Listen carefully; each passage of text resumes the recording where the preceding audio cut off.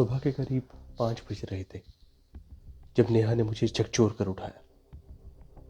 उसके चेहरे पर पसीना था, आवाज कांप रही थी और वह बेहद डरी हुई थी। मैं घबरा गया। मैंने उससे पूछा, क्या हुआ है? तो वो बोली, तुम्हें कुछ होश भी है? पता है, रात को 4 लोग हमारे कमरे में घुस आए थे। वो यहाँ सामने कुर्सियों पर बैठे रहे। मैंने तुम्हें जगाने की कितनी कोशिश की, पर तुम तो नींद की गोली के नशे में थे। मैंने टेबल लैंप चलाया, मोबाइल की टॉर्च जलाई, पर उन पर कोई फर्क नहीं पड़ा। 2 लोग उठकर हमारे बेड के पास आ गए थे और मुझे लगा अभी मेरा गला दबा देंगे, पर उन्होंने कुछ किया नहीं, ना ही कुछ कहा। बस चुपचाप मुझे घूरते रहे। अभी थोड़ी देर पहले बाहर रोशनी होनी शुरू हुई तो वो उठकर चले गए। जाहिर है, ऐसी बात सुनकर कोई भी डर जाएगा। मैं भी डर गया। मैंने नेहा को शांत किया, पानी पिलाया, फिर उठकर बाहर गया। वाकई हमारे कमरे का दरवाज़ा खुला हुआ था। मैंने अलमारी खोली, चेक किया, तिजोरी खोली, बाहर का सामान देखा, पर कहीं से कुछ गायब नहीं था, कुछ चोरी नहीं हुआ था। ये वाकई अजीब था। मैंने नेहा से फिर से पूछा, पर उसने वही बात दोहराई। कैसे करीब रात को 1 बजे उसकी एक आवाज़ से नींद खुल गई और उसने आंख खोली तो देखा सामने 4 लोग कुर्सियों पर बैठे। बहुत सोचने के बाद हमें लगा शायद वे लोग आसपास से कोई वारदात करके आए होंगे और पुलिस से बचने के लिए हमारे घर में घुस गए होंगे। शायद वो चोर नहीं थे, इसलिए हमारा सामान चोरी नहीं किया। हो सकता है वो किसी का मर्डर करके आए हों, तभी वो डरे नहीं। शायद उनको ये विश्वास था कि हम दोनों उनका कुछ नहीं बिगाड़ सकते। अगर नेहा शोर मचाती तो शायद वो 1 मिनट भी ना लगाते हमें मारने में। हम दोनों ही कांप उठे। मैं एक आईटी कंपनी में काम करता हूँ। मैंने पूरे दिन की छुट्टी ले ली और पूरा दिन नेहा के साथ बिताया। हमने दिन भर मूवीज़ देखी, साथ में समय बिताया और रात को मैंने खाना बनाया। रात को सोने से पहले मैंने घर के सारे दरवाजे, खिड़कियाँ बंद किए, सब ताले चेक किए और कुछ लाइट्स जली छोड़ दी। साथ ही बेड के पास एक डंडा भी रख लिया। मैंने नींद की गोली खाई और नेहा को आश्वासन दिलाया कि कुछ नहीं होगा और सो गया। पर सुबह जब मेरी आंख खुली तो नेहा जोर शोर से रो रही थी। उसने बताया कि रात को फिर से 3 लोग हमारे कमरे में आ गए थे। उन्होंने बड़े खतरनाक मुखौटे लगाए हुए थे। एक के सर पर सींग थे, दूसरे का चेहरा भूत का था और तीसरा किसी औरत का। वे तीनों कमरे में नाच रहे थे। वे करीब 2 घंटे तक ऐसे ही नाचते रहे और फिर चले गए। ये सब सुनकर मेरे तो होश उड़ गए। ऐसी ऐसी अजीब बात मैंने कभी अपनी लाइफ में नहीं सुनी। मैंने तुरंत पुलिस को फ़ोन किया और उनको अपने घर आने को कहा। घर से आज भी कुछ सामान गायब नहीं था। ये क्या हो रहा था? कौन थे ये लोग? थोड़ी देर में पुलिस आ गई, पर हमारी पूरी बात सुनकर वो हमें ऐसे देख रहे थे जैसे हम कोई पागल हैं।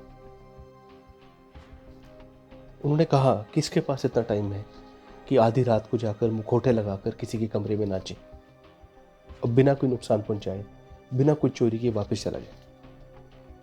ना कोई ताला टूटा, ना कोई खिड़की का शीशा, ना कोई दरवाजा खुला। फिर वे लोग घर में आए कैसे? सवाल तो ये सब सही थे, पर इनका जवाब हम दोनों के पास नहीं था। खैर, पुलिस अपनी खाना पूर्ति करके चली गई। रह गए बस हम दोनों। मुझे लगा अब मुझे ही कुछ करना पड़ेगा। मैं बाजार जाकर 2 सीसीटीवी कैमरास लेके आया। एक घर के बाहर लगाया और एक कमरे के अंदर। शाम हुई तो ऐसा लगा मानो सन्नाटा छा गया हो। आज रात हम दोनों में से किसी को नींद नहीं आने वाली थी। मैंने भी नींद की गोली नहीं खाई और नेहा के साथ देर रात तक लैपटॉप पर मूवी देखता रहा। अच्छी अच्छी बातें करता रहा ताकि नेहा का ध्यान कहीं और लगे, पर बार बार हमारी नज़र खिड़की और दरवाज़ों पर जाती रही। थकान के कारण करीब 2 बजे तक हम दोनों जहाँ बैठे थे वहीं सो गए। करीब आधा घंटा ही हुआ होगा जब नेहा ने मुझे झकझोर के उठाया। वह डर से कांप रही थी, घबराहट में कुछ बोल नहीं पा रही थी। कमरे की लाइट जली हुई थी। मैंने फुसफुसाकर पूछा, नेहा क्या हुआ है? वो कुछ बोली नहीं, बस अपना हाथ उठाकर सामने इशारा करती रही, पर मुझे वहां कोई नहीं दिखा। मैंने बार बार पूछा, नेहा क्या कह रही हो? बताओ मुझे, कुछ बोलो तो सही।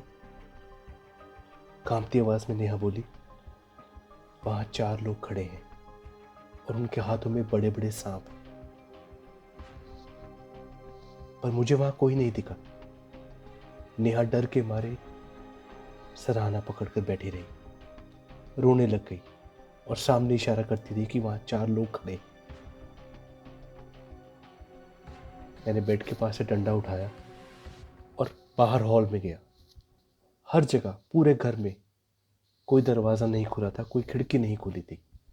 घर में हम दोनों के अलावा कोई नहीं था, पर नेहा बार बार चिल्ला रही थी कि वो हैं, सामने खड़े हैं, उनके हाथों में सांप है, कुछ करो।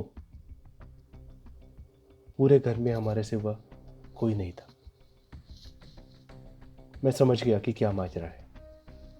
नेहा के लिए पानी लेके आया और उसको शांत किया। उसने कहा कि वे लोग अब चले गए, पर मैं समझ गया नेहा को हेलुसिनेशंस हो रहे थे।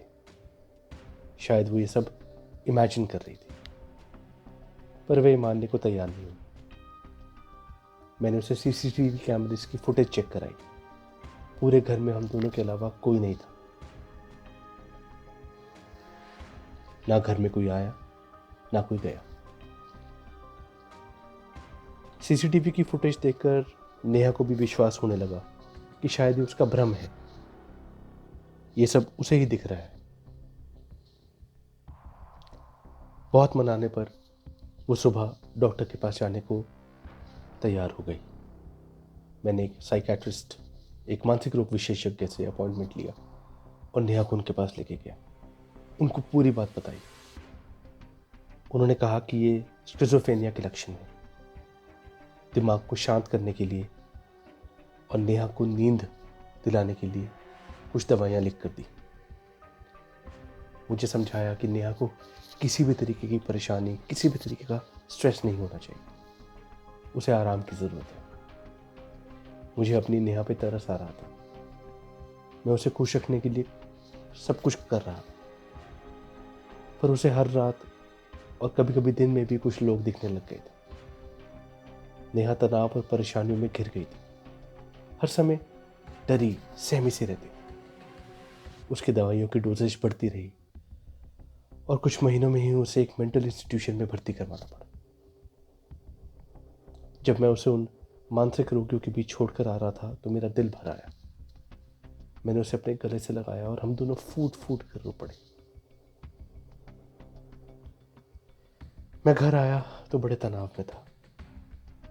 आज शराब पिए बिना काम नहीं चलता। अब इस पूरे घर में मैं अकेला था। मुझे अच्छा नहीं लगा।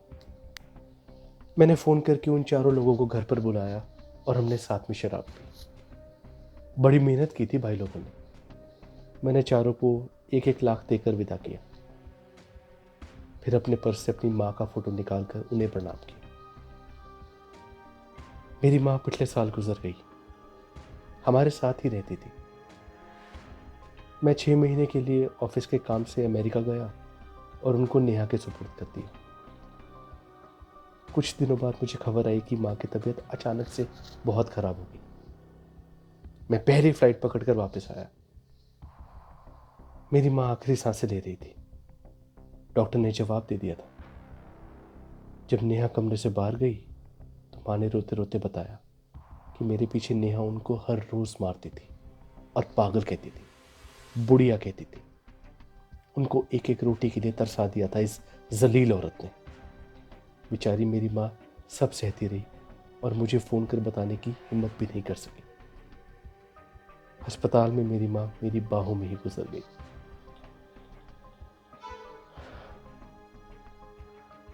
शराब के गिलास पर हाथ फेरते हुए आज मेरा दिल संतोष से भरा हुआ था।